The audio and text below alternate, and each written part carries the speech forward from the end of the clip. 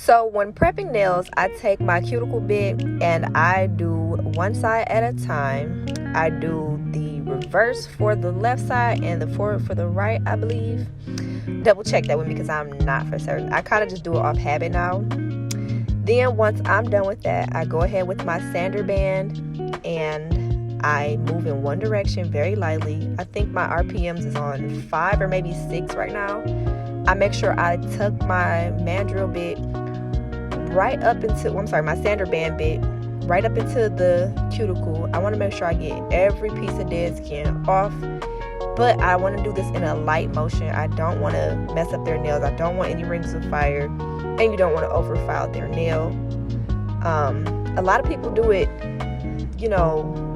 up and down. I don't like up and down because I feel like I miss a lot of spots. So I like to do it from starting with the sidewall up to the cuticle, and then I just file down one way. And in this video, you'll see me going back in with my cuticle nippers. That's just because sometimes you can push the cuticles back all you want. You can use as much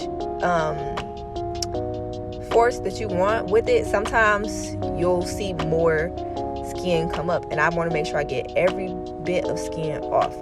And it doesn't really look like it, but I am pulling her skin back while I'm filing her nail, because a lot of times when you're trying to tuck that acrylic under, it gets hooked onto that cuticle that's left behind. So you want to make sure you're getting every bit of cuticle from that nail plate. You don't want anything on that nail plate at all.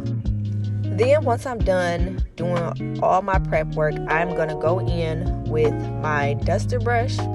And then right after my duster brush, I'm going to take a manicure brush, spray it with some alcohol, and I'm going to dust her nail off with the alcohol. That not only makes sure every bit of dust is off of it, but it's also going to dehydrate her nail. I do go back in with another nail dehydrator just because I like to be super certain. Let me know if this helps.